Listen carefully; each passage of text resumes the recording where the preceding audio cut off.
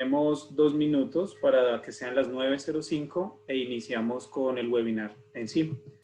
Mientras damos estos 2 minutos de inicio, agradezco de antemano a todos los asistentes por su amable puntualidad. Les voy a compartir los acuerdos que tenemos para esta presentación. El webinar será grabado y luego será compartido a través de nuestras redes sociales. La grabación y la presentación serán enviadas a los participantes. Por favor, envíen sus preguntas en la caja de preguntas y respuestas, Q&A. Por favor, no utilizar el chat para preguntas. En el chat nos comentan si se escucha bien y si pueden ver la presentación. Los micrófonos permanecerán en silencio para que la sesión no tenga interrupciones en sonido. La sesión dura 1 hora aproximadamente. Esperamos que disfruten este webinar. Cómo obtener mayor impacto institucional con la publicación de revistas de acceso abierto. El presente webinar es la traducción al español de la pasada presentación del Dr. Chenael y Jenna Merot, la cual generó grandes comentarios y aceptación en la comunidad editorial europea.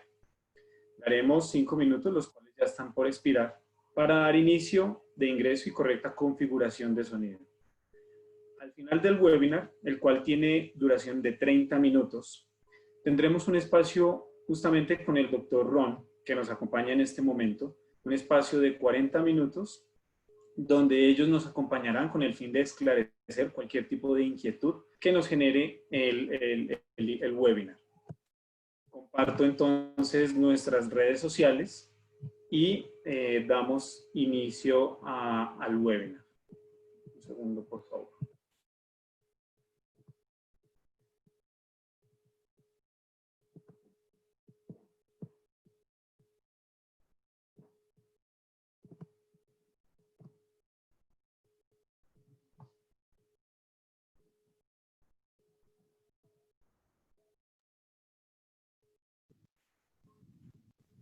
Welcome to our webinar, and we will focus on building journal success on the global stage. So we have our panelists, Dr. Ron Chennai and Gina Merrill. Dr. Ron is an interim vice rector for Nova Southeastern University, NSU, Florida, and Gina Merrill is the university archivist. The journal they have built together is quite successful. Dr. Ron Chennai is the editor of the journal, the Qualitative reports, and he will talk about the editorial processes that they go through, and Gina will talk about her part for supporting the journal. So I would like to just do this brief introduction. The journal is quite successful. You will see how it will go. Dr. Chennai will be sharing more with you now. Well, hello, everyone. My name is Ron Chennai, and I have the pleasure to spend some time with you today to talk about the qualitative report. So I guess what I want to do is I want to give some context as far as how I think as an editor, I guess also as a publisher too, and to think about those ideas as you're listening and think of your own situation, your own context, who you are as a professional, how do you want to contact others? How do you want to connect others? I always talk about how professional scholarly journals, sometimes they're called learned journals. The title of this is Academic Journals and Their Community. So as I was saying, that communities started their own journals traditionally. There was a society, a chemical society, or a psychological society, things like that.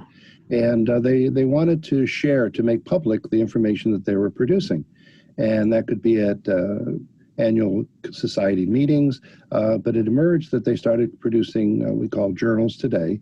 And they set up a gatekeeping process by which members of the society would submit to each other. Since they all knew everybody, they would have, and maybe they had their own rivalries and things like that. So they blinded the reviews, so they weren't judging personality or friends or whatever. They were trying to focus on the product itself. And so a lot of the types of systems that you have in terms of the blind review and things like that, and the idea of having to be a member of the society in order to read what the society produced, those are a lot of vestiges that we still see with journals today.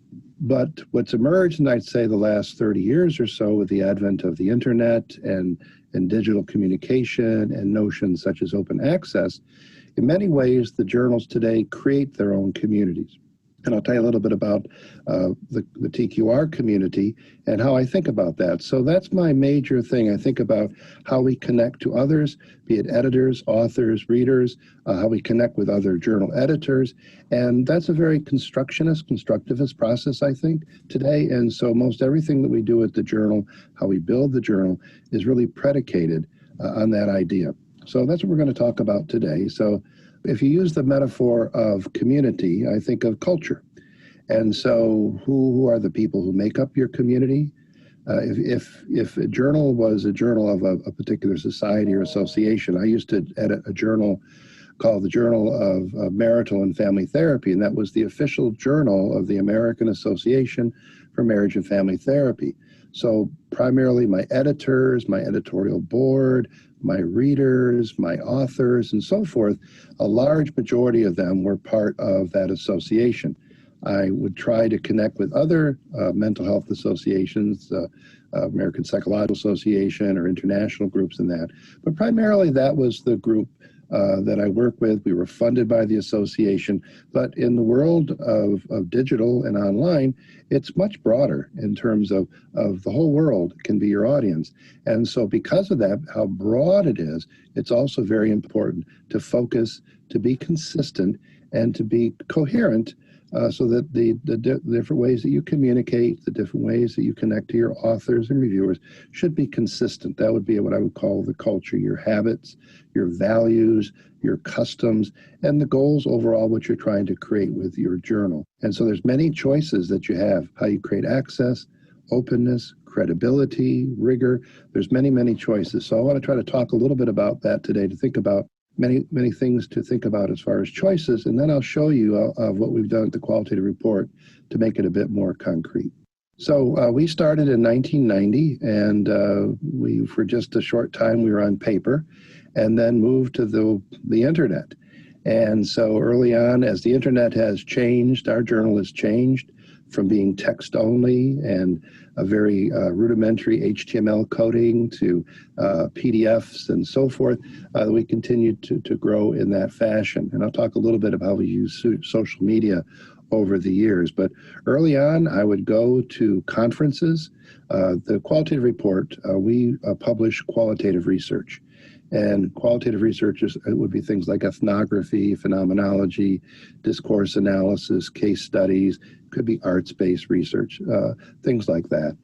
And so I would go to different conferences. I would email friends that I knew, and the old days, there were things called listservs where people would join and have online communities, and I would join those, and I would let them know about what the journal was. And so I tried to build, I guess I would say, word of mouth to try to let people know about our journal. So first and foremost, the type of community that we see ourselves is a learning community. Qualitative research is still an emerging type of research and scholarship. And so we feel that it's very important that we help everyone become better qualitative researchers. The name of our journal is we help qualitative researchers report their findings better. So that's why it's called the Qualitative Report. And so the idea of a learning community, we look at it that it's a place for us as editors to learn, for our reviewers to learn, for our authors to learn, and obviously for our readers to learn. So that's would be our central point with it. And I'll tell you a little bit about how our reviews might be a little bit different than what you might be familiar with, but it's really based upon this notion that we're here to help people. Many of us on the board that we started out were psychologists, mental health counselors, family therapists. So a tendency to have a metaphor of helping. And so, for example, our reviews are very prescriptive, like a doctor, I guess, where that we would, rather than just saying your abstract seems to be a little bit disorganized, we would suggest how they could organize their abstract. We assume the authors do the best that they're doing, and that we try to help them make what is a good report even better. So we're transdisciplinary, which means we get papers from scholars in business and medicine and education and psychology. The common denominator is it has something to do with qualitative research. We are online. We've been online for almost 30 years now. We are open access. And for us, when we started, open access meant that the journal was free to readers. That was our notion of open access. I'll talk a little bit about the Creative Commons license, which is something that if you want to be open access, I think it's a really good place to start to see that there are different ways of being open. There's open editorial process, there's open readership, there's open copyright. There are many different ways that you can be open access. And so one of the things you need to do to your community is to be able to let them know what that means for you. In digital, everything used to be called e-journals, everything is electronic. So because we're a learning community, we use what we call a developmental editorial model, which means that for the authors who accept the papers, we unconditionally accept the author, provided their manuscript has something to do with qualitative research, and we focus on helping them develop their manuscript. As compared to a more traditional journal, which would be more to a gatekeeper, where the paper has to have a certain level of quality and almost ready to go as far as publication is concerned. For us, many people are still learning to how to report qualitative research. So we've taken the stance that we are much more educational, developmental, prescriptive in helping the authors to improve their writing, because our goal is to make qualitative research around the world better. And so we also look at cross-community relationships. We look at every person who reads the journal as a potential author. Every potential author, hopefully, is a reader, but also as a potential editorial board member. And so we looked at or presented our conference. So we always try to look at all the different ways that we can connect and engage people in our editorial community.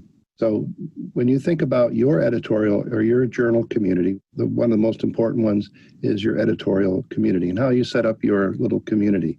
Editor-in-chief, managing editor, associate editors, how are you going to divide up the work, which is principally pre-publication, when people send you their manuscripts or ask you questions and so forth, and then the editorial decision-making as far as whether the article is accepted, whether you suggest that there is revisions to be made, or you reject or decline to read it further. How are you going to distribute that amongst your reviewers who are going to be your reviewers? You can have an editorial board who can be your people who help you make decisions on articles, can help you decide what your policies and procedures are, because you will need those policies and procedures. And so there is that process of the communication. I'll show you on the platform that we use with bPress for the qualitative report, how we manage that. But you really have to create almost a flow of how the manuscripts go through your system in terms of review, second review, communicating to your authors. Those are very important, and you're going to need lots of people to help you do that. So the number of reviewers that you have, do you decide one peer reviewer, 2, 3? Those are decisions to make. How are you going to recruit them and retain them? I'll talk about that in a little bit. And then so this all fits together in clearly, coming out with what's your mission, the editorial scope, the types of papers that you consider to be fitting with your journal, those that you consider to not be a fit, and then your policies and procedures. And all of these are important decisions, and they will evolve over time. As your journal evolves, you will be continually looking at these and trying to understand what things that you need to do. So for example, issues of plagiarism and the procedures that, nothing is worse than discovering that you missed something as an editor, and that some paper got through and people did not follow good practice in terms of citations, or that they self-plagiarized, that this paper they sent to you really has been published 2 or 3 times before.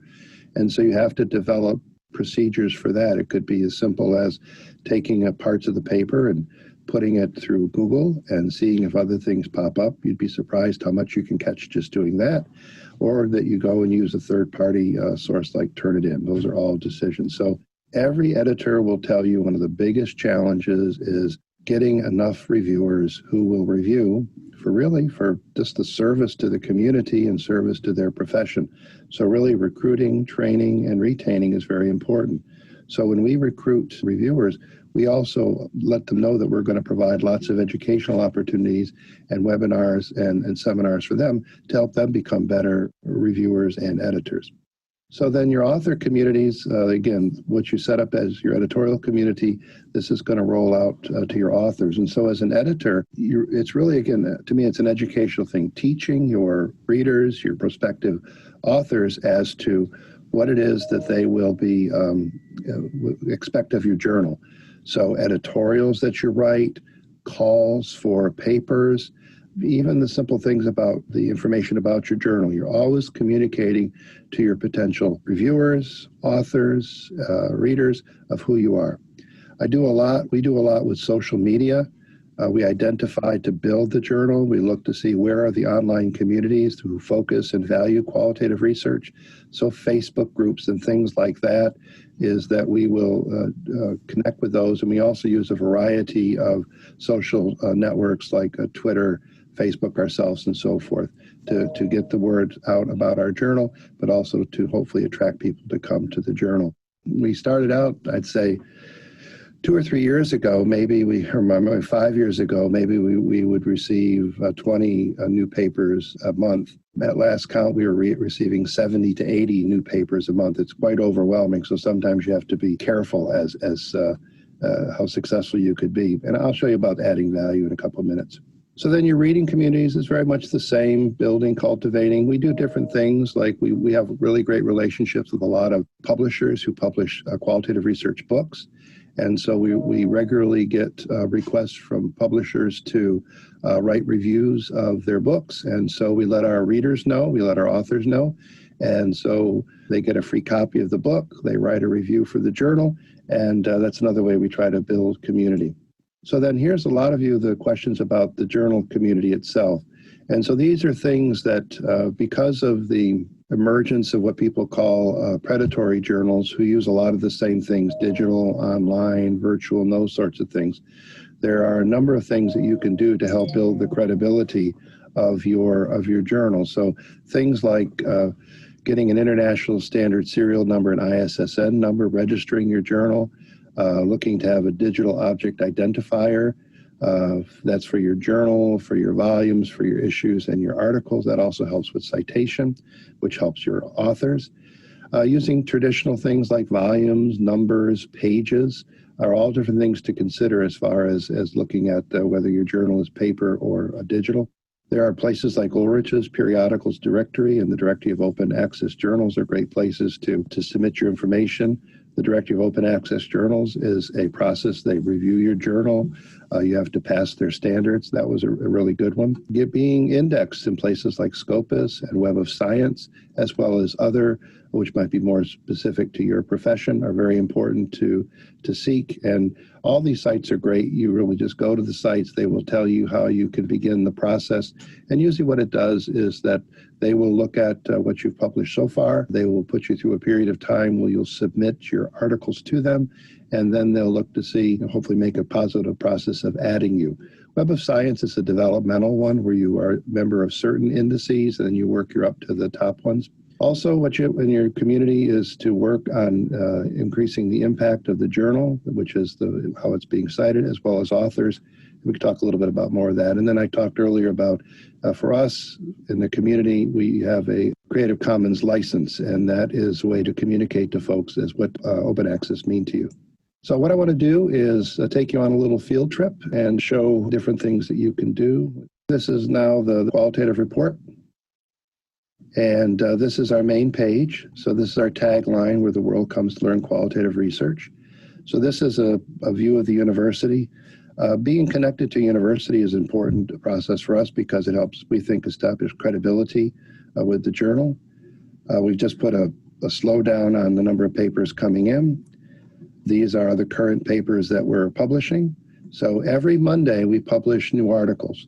So that we are monthly, we have an issue each month. But each week of the month, we publish the articles every week. And so every week there are new things. So today, in the last 24 hours, we've had over 3,000 downloads of articles across the world in terms of people reading our work. So it's really kind of fascinating to see. So it's kind of neat that people around the world read and like the journal. We let people know that we're in Scopus. This is a little widget that we add to our page that shows our impact. You see it's kind of going up, which is nice. We're considered to be cultural studies, and that's in the top level of that. Our readers can click and learn more about it. Here are the different social media channels that we use that you can follow TQR. We have about 10, 11,000 subscribers, but we also push our issues out to other sources. So here's why I go, and I won't go and show you much more, but here's how we communicate about the journal, tell about our mission and our vision. Here's where, again, we talk about our scope. Here's how we look at our editorial board. And so there are quite a few people around the world who help us to do that. So those are all things that people look and judge your journal on. Here's our policies. We try to communicate all of those in terms of our open access and formatting and that. So you can't put out, I don't think, enough information. People will still ask you basic questions about what you're doing. So that's our journal. That's where people submit their information. But we have another one. So this is our social page, and this is where we reach out to people each week. We have all kinds of, these are advertising. That's one way that we support ourselves financially, is to have advertising.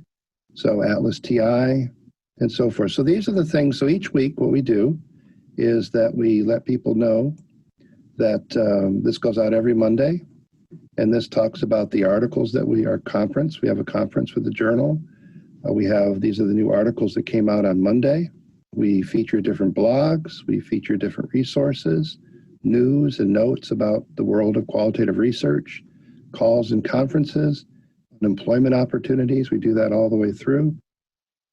Here's a resource that we share with our authors, 5 things to do after your article is published in the qualitative report, because our authors can help us and themselves to improve their impact. So make sure they know their copyrights. They can visit their own page and see their own downloads. They can promote their own articles. They can create their own research identity, and they can build their own network. What we also do is we share our resources. So this is here. If you look at this one here, so one of the things that we do is this is something that we give to every author, to every reviewer, to every editor, but we also make it to everybody. These are, we call our ready review comments. We also have our compliments. And this helps to build consistency across the reviews. These are things that we give to everyone who becomes a reviewer for our journal. We have a webinar that goes along with this to talk about what we're looking for in our papers. And then these are comments that they use. So when a paper is submitted, we submit the paper to an editor who submits it to a reviewer on their team. And then we work off a Word document, and all our comments appear in the right-hand column. And so once the reviewer finishes, then the reviewer gives it back to the editor adds her comments. And so we create what's called a composite review. And these are the comments that we put in terms of the different reviews. So the last thing I'll show you is I'll just leave it at that. We also have a conference and things like that. I'm kind of running over a little bit. So just to kind of wrap up, we have the journal, which is very traditional. That's the one where on our webpage where all the information comes in about submitting the papers. The other thing I did mention is that as the editor, you have to figure out what happens after an article is accepted, and then how you're going to handle the production side. And so it's a lot of work to do one of these journals. A lot of people devote their time to it. If you do it well and you do it to a high level of quality, it's very rewarding to help the people in your profession, in your society, in your discipline, to become better writers, to become better reviewers, better editors, and hopefully better scholars in the end. So that's it. Thank you so much. Gina, do you have anything to add from your end for the librarian's role in the process or as an archivist? Would you like to say a couple of words? That would be great, I think. Yeah, I have a little PowerPoint that I can share and just talk about how the library as a whole and then librarians individually support Ron's journal and all of the journals that we host in our repository. Great, okay. Well, good afternoon, everyone. My name is Gina Meredith. I'm the University Archivist at Nova Southeastern University. I'm in charge of the physical archives for the university, but also for the institutional repository. Our repository is hosted in Digital Commons, which is a software through bpress, which is now housed under the Elsevier umbrella. So, like Ron said, his journal has been in production since 1990, and our repository for the university didn't actually begin until 2014. I believe the content for TQR has been added to the repository. All of the back issues started in 2015, and then moving forward, it's solely published in the repository. So when we started, it's called NSU Works. When we started NSU Works, we were mostly concerned with putting the archival content for the university online, followed by university publications. And as we got further into uploading our content, we realized that there were many archival journals and current journals that would benefit from the journal management system in the Digital Commons software. So at that point, we started transitioning everything into the repository. We currently have 18 open access journals that we support. Some are very active, like the Qualitative report, and some only publish once a year. So the variation of what we provide support and access to is a huge range of content and readership. At the end of the first year in the repository, we had 5,500 papers uploaded and 92,000 downloads. And the reason I kind of give a quick history is because I think it's important for me to explain just how everybody comes together and makes the repository and open access journals and just provides support for them. So we had a lot of university buy-in, which was important when starting the repository. The VP of the library was extremely important in providing support and allowing librarians to input information into the repository, to provide expertise on different topics for faculty and staff, journal editors, reviewers, and things like that. But I feel like the most important buy-in came, I'll call it bottom up, and it came from faculty and staff allowing us to input their content into the repository, students being involved and submitting to the journals that we were hosting, and of course the librarians. And as a librarian myself, I'm very much embedded into open access and providing content for all, which is why I really, really love working with the repository and all the open access journals. So how do librarians help specifically with the journals, with the repository? Just due to the nature of our positions, we provide open access, and we're poised to want to provide credibility to the publications both in the repository and what our faculty are producing. The more embedded we are as librarians with our faculty and with their departments, the better we can know them and know what they're producing, what they're currently serving as editors and reviewers for. And in this way, it's been very beneficial for us to know our faculty, to really know them, because we've been able to pull so many new journals into the repository, so many new course projects or data sets, or just really interesting things that wouldn't otherwise be in the content management system. The other thing that we're really good at is providing visibility across campus. As part of being so embedded with our faculty and with our colleges, we attend their staff meetings, their departmental meetings, provide newsletters to them about what the library is doing, programs that we're supporting. And in that way, we're even pushing the journal content and letting them know you can publish here. We're providing quality open access publications. Would you like to be a reviewer? Would you like to be an editor? And just constantly promoting our products and getting that information out where it needs to be. We are very lucky in our library that we employ a full-time copyright officer, and he was instrumental in helping us write our author agreements and our various copyright documents for the repository. But if you don't have a copyright officer, many librarians are very, very interested in copyright and have taken courses in it if they don't have actual formal training in copyright law. So there's been many times where someone asks us just a very generic copyright question as it pertains to open access or the Creative Commons licenses. And because we're interested in it and because we're dealing with it all the time, we can answer them very easily. We provide ISSN support to our journals. Any new journal that starts with the repository, we assist them in applying for and receiving the ISSN. We also provide tech support. I had the opportunity to serve as an interim editor-in-chief for one of our journals this past year when the editor went on medical leave. I'm currently the managing editor for that journal anyway, so I know their process and I know how their whole system works. But having to step in her place and manage the entire journal for a few months was challenging. And I didn't realize just how much work goes into completely editing a journal and managing the journal, and how many times they touch each manuscript and deal with authors. So if librarians understand the journal and their processes and procedures and can provide even the most minimal of tech support and fielding questions from authors before it reaches the editors, that's just one more modality of support that we can provide.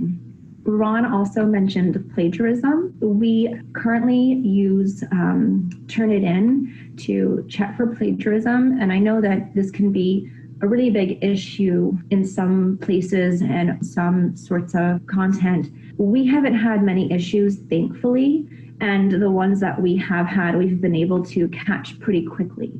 So this is just one other thing that librarians are interested in and can support with.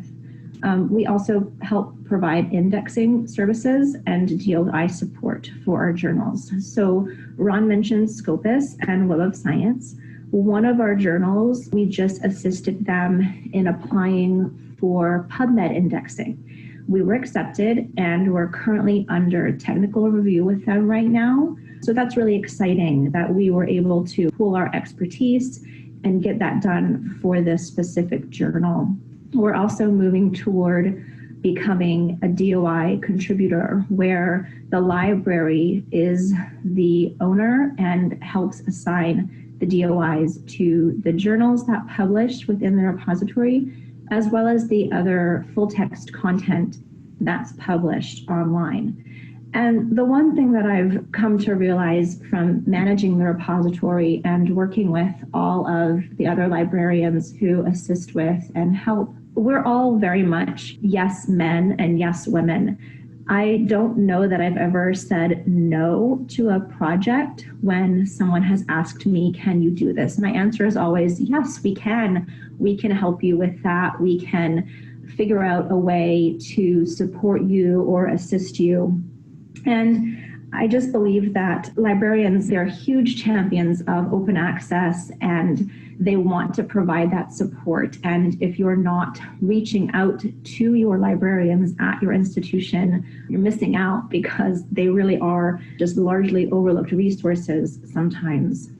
So where have we gone? In the past 6 years since starting the repository and adding our journals to it, we've added conferences for many of our journals and many of our colleges across campus. Ron spoke about his conference. We've added virtual conferences now, which is really exciting. We've added open access textbooks to the repository, open educational resources that some of our faculty are using. Many of our journals have published special editions that we've assisted with, and we've started a publishing series at the library where we bring in publishers from around the country and support our faculty and our staff and students in that way. And that's it. I was going to turn it over to Ron and give our current statistics. So this is a screenshot from this morning that I'll just notate real quick. So I told you after the first year we had 5,500 uploads. Currently, we have just under 58,000 papers in the repository after 6 years, and 5.8 million downloads total. And I will say that out of the 18 open access journals in the repository, they only account for 12% of the papers that are housed here. However, the downloads from the journal content account for 80% of our downloads. And I think arguably Ron's journal accounts for probably about 65% of those. So you're able to see the numbers from TQR. It's a very well-known journal. But we love working with the journals in the library. We love supporting the editors and the authors and the reviewers.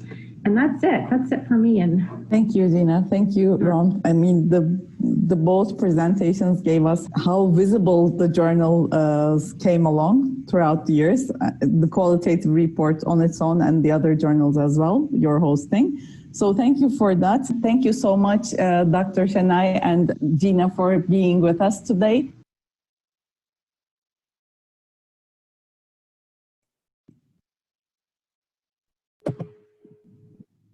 Perfecto. Bueno, muchísimas gracias. Mr. Dr. Ron Shanai, thank you so much for joining us in this webinar.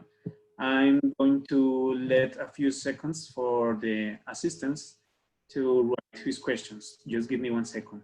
Muchas gracias a todos los asistentes. Vamos entonces a dar espacio a la segunda parte de nuestro webinar. Me presento inicialmente. Mi nombre es Germán Martínez. Yo soy gerente de soluciones de Digital Commons para Latinoamérica. Vamos a dar un espacio para que, por favor, ingresen las inquietudes que tengan. Ya pueden ser en inglés o en español y voy a traducirlas para el doctor Ron Shanai.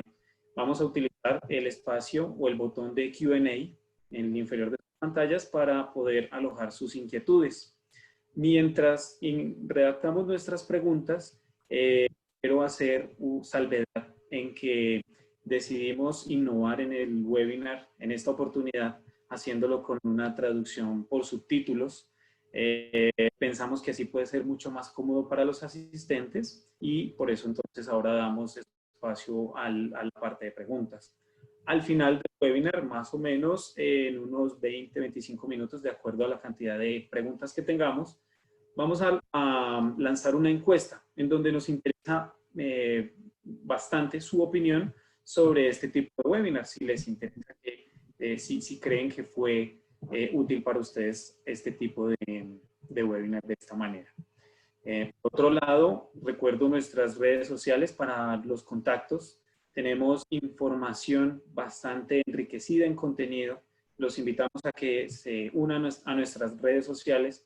Realmente es de bastante utilidad. Por otro lado, hay algunas inquietudes que el doctor Ron ya ha resuelto, pero me parece interesante de pronto hacérselas saber a todos los asistentes. Inicialmente, la primera pregunta es para el doctor Ron Shanai, si la revista Qualitative Report acepta trabajos de contabilidad y finanzas, a lo que el doctor contestó que sí. Hay un complemento en donde la misma persona que hace la pregunta contesta que es trainer de atlas.ti y actualmente está haciendo trabajos en finanzas y sustentabilidad, así que enviarán su trabajo. Muchas gracias por su participación. También hay una inquietud, esta quizás es muy generalizada, en donde nos piden enviar la grabación de la conferencia por email. Claro que sí. En el momento en que se registraron para este webinar, se registraron a través de un correo electrónico y a ese correo será enviado la grabación.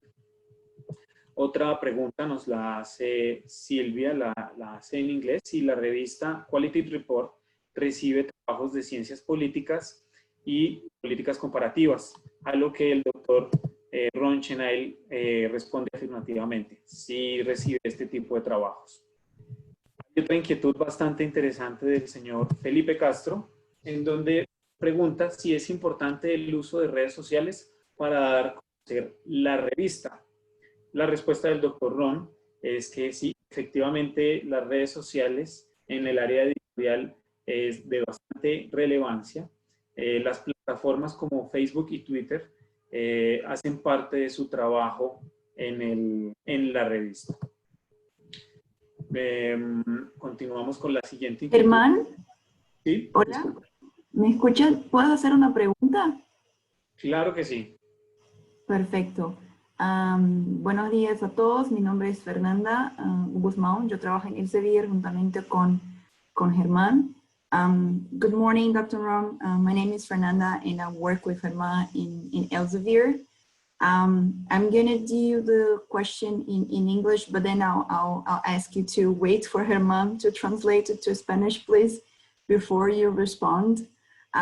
So my question is regarding the reviewers. You mentioned, and quite rightfully, that it's a big challenge for the editors to find reviewers for the journals. Could you tell us a little bit more about your process of finding reviewers for your journals throughout the years?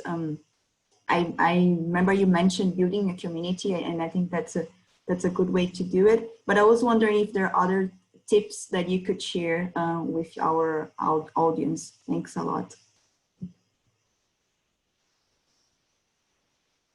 Germán, ¿puedes traducir mi pregunta? Discúlpame, Fernanda, que se me cayó un segundo el sonido. Claro, claro. Yo le voy a decir en español y después Dr. Ron va a contestar. Perfecto. Entonces mi pregunta a Dr. Ron era al respecto de los revisores, porque él nos ha comentado que es un gran desafío a los editores, y eso lo sabemos, encontrar revisores para las revistas, ¿no? Entonces yo le estaba pidiendo que nos comparte un poco de su experiencia, de cómo ha sido el proceso de buscar revisores a lo largo de los años que han construido esta revista de Qualitative Report de tanto suceso. Dr. Rom, yes, if you want to respond now. Thank you very much. Well, good morning, everyone. So we recruit subscriber or reviewers in many ways. So first is that we have a list of who subscribes to the journal. And so many times a year, we send out a call to the subscribers that we're looking for new reviewers. And we let people know if they do well as a reviewer, they can then join the editorial board. So that's one way we do it. We put it out through our Twitter account. We put it on Facebook. We put it on our social page. I also, when someone has been an outstanding author and I've enjoyed the paper and see that they've done a nice job, I will reach out to them and I will invite them if they're interested in becoming reviewers. So whether it's our readers, whether it's our authors, we try to look each of those as potential reviewers for the journal. Excelente. Let me translate, Dr. Ron Chanel. Thank you so much for your answer. El Dr. Ron nos comenta que tienen una estrategia para autores, lectores, revisores, en donde ellos se enfocan bastante en el autor cuando reciben un documento que es muy relevante o bastante importante, lo invitan a que haga parte de los revisores. También hacen invitaciones o hacen convocatorias a través de Facebook y Twitter, en donde hacen invitaciones y búsquedas de revisores. Y adicionalmente, la revista utiliza a los actuales revisores para invitarlos a que hagan parte también activa como autores de la revista. Eso ayuda al engage del autor como tal, del revisor. I have other question, Mr. Bronchinel. The journal have special issues or can you hear me?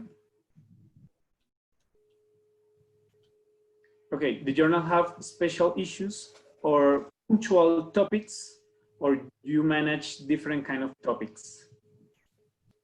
Oh, the types of papers that we receive at the journal?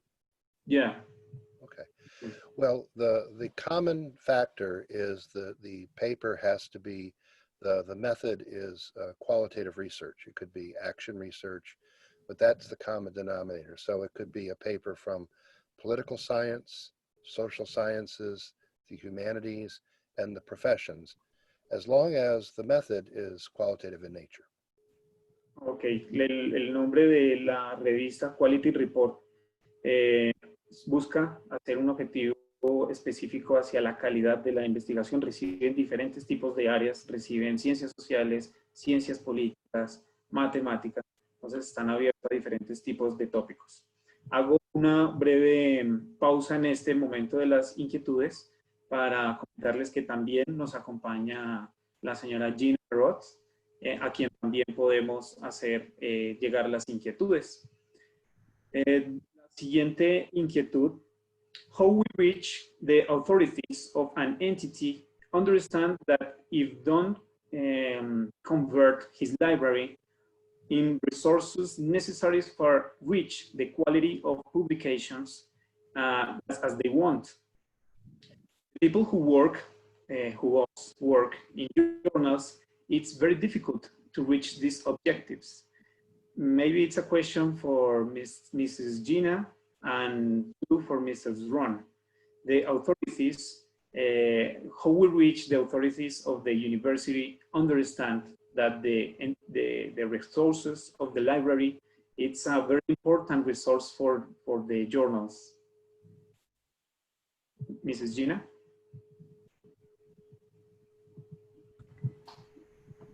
Hi, good morning. So I'm sorry, who are the authorities? Who are you speaking of? Who, like people who are looking to find the journal, or who want to publish in the journal? Like, how do they know that it's a good resource for them? Is that the question?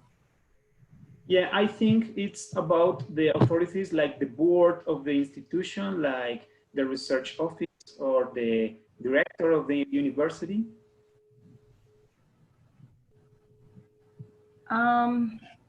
I don't know, Ron, what do you think? I guess I'm a bit confused. Sorry, I feel silly now. No worries, no worries.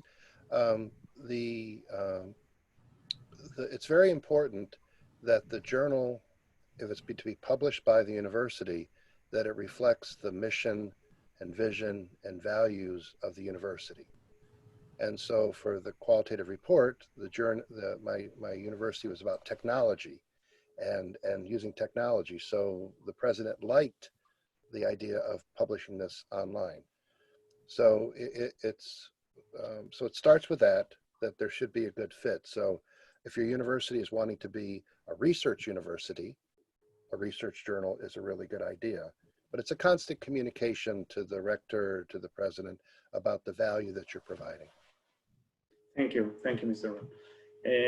Para la revista Quality Report, de manera puntual, tienen una comunicación constante con los directores y con los directores de investigación, en donde les hacen entender que si la institución quiere pasar de un campus de enseñanza hacia un campus de investigación, tiene que haber apoyo en las revistas de investigación.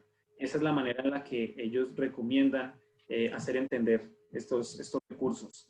Definitivamente, él recomienda la constante comunicación entre las dos áreas. The next question is about how many people work in the journal, the TQR? How much people? Functions do you recommend for the work of the journal, for the right functionality of the journal, a journal that publish 3 times per year? Okay, it's a bit mathematical in terms of how many papers you have, and so on the front end, it's figuring that out. And as your journal builds, you're going to have to add more people. So let me stop at that, then I'll add the other piece. Okay. El doctor Ron sugiere que es algo un poco matemático.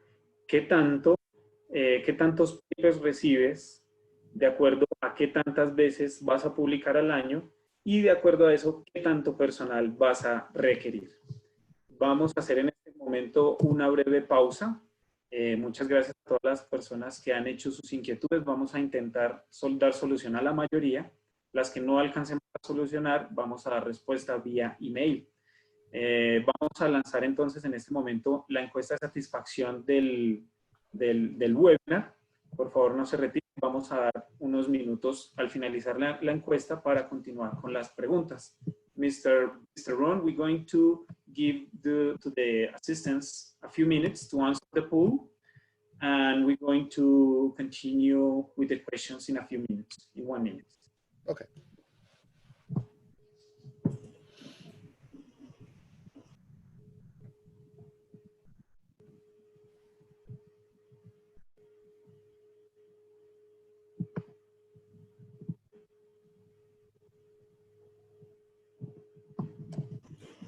Herman, I think Dr. Chenai didn't answer the question regarding how many people work at the qualitative report yet. Maybe you could answer that in the meantime. Oh, yeah, sure. Okay, so now we publish 1 issue each month, and it has 16 papers per issue. And so I have 9 senior editors. Each senior editor has 3 team leading editors. Each team has 10 reviewers. So that's to manage the number of papers. Some months we get 80 new papers a month. So you have to sort of keep expanding, because the expectation with the reviewer, they may only review 4 or 5 papers a year. Thank you. Let me check your answer, please. You receive about 80 papers per month. You have 9 different editors, and each editor have 3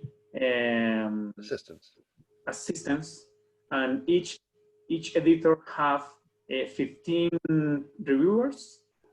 10. 10 reviewers. Okay, thank you. En este momento, la revista Qualitative Report recibe más o menos 80 papers por mes. La revista tiene en este momento un staff de 9 editores en jefe. Cada editor tiene 3 asistentes y cada editor tiene 10 diferentes reviewers. Ese es el equipo que conforma en este momento la revista. And I have 2 people who prepare the papers for publication. So they and each week we publish 4 papers. So that's about all they can do per week. Like typesetting? Yes. Okay. Y adicional, hay 2 personas que están haciendo la preparación de los documentos, la preparación del documento final.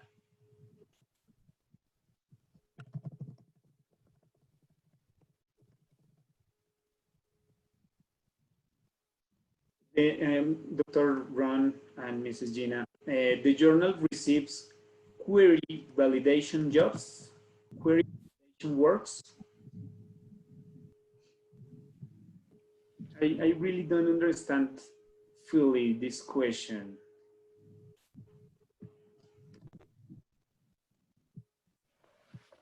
Maybe validations, authentications.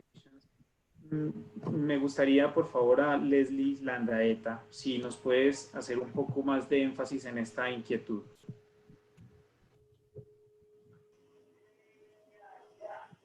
Bueno, tenemos la siguiente pregunta, la hace Cerverino Antonio Saucedo. ¿Cuál es el costo aproximado de una publicación en dicha revista? Mr. Ron and Mrs. Gina, which is the cost approximately of a publication in your journal? Well, I'm Gina. We have a license through the university for our platform. So Gina, that's one cost. Most of it's volunteer. I have my managing editor. That's a part-time university person that works on that. So I think it's 15,000 for that. The 2 production people, they're students, and they get paid out of work study. So everyone else is a volunteer, including myself. So your papers, you received your papers for free, right? Right. We don't charge there's no cost for the review, and there's no cost for the publication. We try to bring the money in through advertising and through the conference. Okay, thank you. All right. And Sorry. Sorry, Herman, it's the same for all of the other journals hosted through the university and the library. The library shoulders the cost of the website of the hosting platform, and all of the journals that we host are open access, free to publish in. Thank you. Thank you. Muy completa la respuesta, porque reciben, al ser una revista de acceso abierto, reciben los papers de manera gratuita, las revisiones de manera gratuita, todo el proceso editorial y de publicación es gratuito. Más hay otros costos que tiene la institución, que es en cuanto al alojamiento de la plataforma. Pagan un único costo por tener la plataforma editorial y su visibilidad. Ese es, digamos, costo intrínseco, pero no está relacionado ni con el autor ni con los revisores. The next question, I'm going to read it in Spanish and then going to try to translate. En la revista dentro de nuestra escuela, iniciamos con una publicación electrónica. Después pasamos a un PDF completo. Considera que el tener los números con los artículos que integran cada número por separado es una ventaja. Okay. There is an example of one school. They start with an electronic publication and then they transfer with a PDF, with a full complete PDF. Do you consider that they have the numbers of the articles that integrate each number by separate? It's an advantage? Okay, if I understand correctly, that some electronic journals, each paper, it starts with page 1. I think that's what they're saying when they convert it to PDF. A lot of our authors don't like that. They want it to be volume 1, issue 1, and page 1 through, like right now, we've published something like 3,000 pages. And so, but it's consecutive. So it starts first paper, first issue, paper 1, page 1, and the last one might be page 4,000. We do it all the way through that way. So each PDF is part of the overall journal, not a separate paper. Okay. Para él considera que para los autores definitivamente es mejor tenerlo inmediatamente en el PDF, en el PDF. Tienen más de 3,000 páginas por publicar y eso sería un paso adicional para la revista. Entonces es mucho más práctico tanto para el autor como para la revista tener el artículo de una sola inmediatamente en el PDF. ¿Qué opinión hay respecto al uso de medios como ResearchGate o Academia para poder compartir trabajos de investigación? What's your opinion about the use of media like ResearchGate or Academia to try to share research works? Yeah, absolutely. It was one of the slides we kind of went through quickly in the presentation. For every author, when their paper is accepted, I send them a link to this ideograph, and it says, your work has just started. And so they can post their papers on a site like what Gina runs at our university. They can post copies at those other sites. We want them to promote their ideas as much as they can. Ok, perfecto. Muchas gracias. La revista, ser una revista de acceso abierto, tiene todas las licencias para que los documentos sean completamente compartidos. Y esta inclusive es documentos que ayudan a la divulgación de la revista. ¿Aceptan trabajos en otros idiomas además del inglés? Mr. Ron, do you accept works in other language? Yes, but don't tell anybody. Yes, we do. It's very interesting. The new, I'm really, in Spanish, it's because the languages are so similar. But I get the paper, and I'll work with, we have reviewers who, that's their, that's their first language or their second language. But with the new translation, I use Microsoft, and I'll have two screens, and I'll have the paper in Spanish here. I'll have the paper translated English. I'll put my comments in the English version, translate them and put them in the Spanish version. And it's amazing because it's all qualitative research. So it's always the same structure of a paper. That also helps. But I find that I can review the ones in Spanish and work with those as fast as the English ones. I've only done it in Spanish so far. Okay, but the publish is in English, right? Or in both? We publish it in Spanish. The journal is in English, but I have enough editors and reviewers that I can also do Spanish. Okay, thank you. La respuesta del Dr. Chanel es: no le digan a nadie, pero sí, se aceptan trabajos en otros idiomas. Inclusive hay alguna parte importante que reciben en español. Él considera que son idiomas muy similares y lo utiliza Microsoft y herramientas de traducción en donde, a pesar de que la revista está en inglés, también publican el trabajo en español y lo publican también en inglés. Here is other question. ¿Aceptan trabajo? So it's funny. In one issue, we might publish a paper from Argentina in English and Argentina in Spanish because the authors chose either to submit it in Spanish or to submit it in English. That's the author's choice.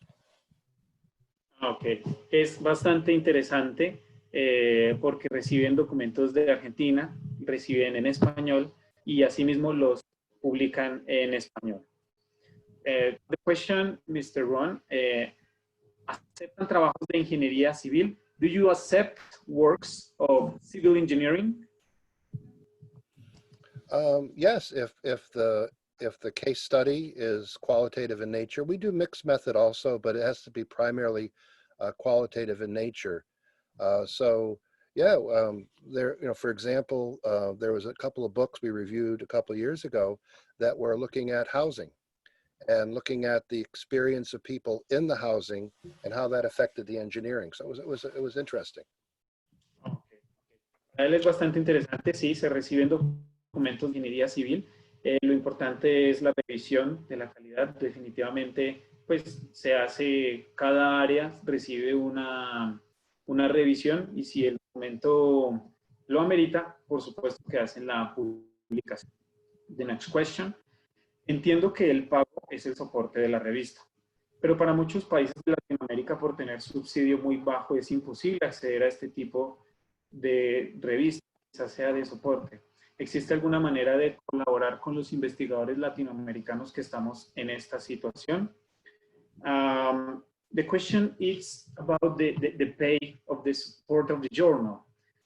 For many countries in Latin America, we don't have enough budgets and it's impossible access of this kind of journal. I think they wrote journal, but I think it's about support. Exists any way to collaborate with the researchers, Latin Americans, that we don't have enough budget?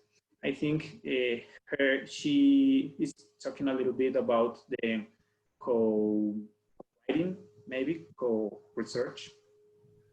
To collaborate with another journal or how they could sustain their own journal? Yeah, exists any way to collaborate with the researchers Latin American that they are in the situation that don't have enough budget to have his own journal. Yeah, well, we've done some of that. For example, this will be the third year that we work with researchers in Brazil and Portugal who have presented their paper at a conference. The organizer of the conference, I think this year, had 7 papers that were presented in English. And so that's going to be issue number 13 this year. We normally publish 12, but that'll be a special issue number 13 that will be just papers from that conference. So, we could talk about ways that we could help out.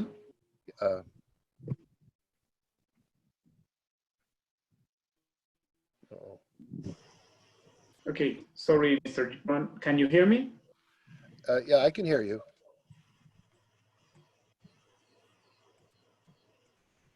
How about now? No. Yeah, you're frozen on my end. Yeah, and maybe he had issues with, I think maybe Herman had issues with his connection, so I'll just translate your answer. Sorry, I get back. Yeah, did you hear the response, Herman, or do you want me to translate it? No, sorry, I lost Mr. Ron. I can hear the answer. Sorry, Mr. Ron. Can you please repeat the I can translate it, Germán. I heard. Oh, thank you. So I'll just go ahead. So básicamente dice que sí es posible colaborar. Ellos en realidad han colaborado con algunos investigadores en Brasil. Hubo una conferencia en que se presentaron algunos artículos en inglés y van a crear una tercera edición de su revista de Qualitative Report. Normalmente producen 12 ediciones, pero este año va a salir una 13ª edición, una edición especial, con los papers que se han presentado en dicha conferencia. Ok, muchas gracias.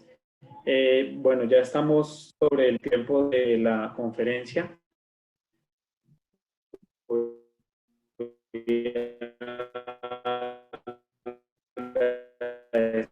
Al doctor Ron y a la señora Gina, y quizás si nos pueden guiar en alguna inquietud que tengamos. Mr. Ron and Mrs. Gina, thank you so much for your time. We complete the time for the webinar. We are very glad to your help to join our webinar. Maybe we have a question. Maybe can you share your contact?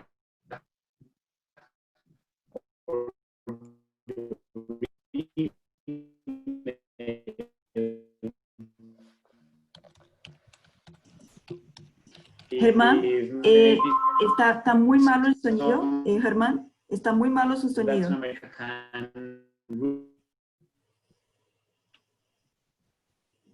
I just posted my email address to in the chat for all panelists and attendees. I think that's what he was asking, right? Yes, I think it was. Yes. Thank you very much. We will actually send you, Dr. Ram and Gina, the other questions via email. If you could help us to answer all of those, we'll make sure that the attendees get the response. And I'd like to thank you again for your participation. I think this was a very interesting discussion, and it was very interesting to learn about your work. I'll just finalize the webinar and the attendees. Bueno, queríamos agradecer a todos, especialmente a nuestros panelistas por la presencia de hoy. Hay algunas preguntas que no fueron contestadas. Lo que vamos a hacer es enviarlas a Dr. Brown y Gina por email para que nos ayuden a contestarlas. Y las personas que preguntaron van a recibir sus respuestas por email. Queríamos ante todo agradecerles mucho por su presencia en este webinar. Comentarles que van a recibir entonces la grabación, el video de grabación. Va a estar disponible en nuestras redes sociales, pero todos los inscritos también reciben un correo con la grabación. Agradecerles mucho la participación y el interés por el tema. Dejamos nuestros contactos y vamos a compartir también el contacto de los panelistas. Y otra vez, muchas gracias por su participación. Thank you very much, all of you, for joining us today. It was a pleasure to host this webinar for us, and I wish you all a good weekend. Thank you very much. Bye-bye.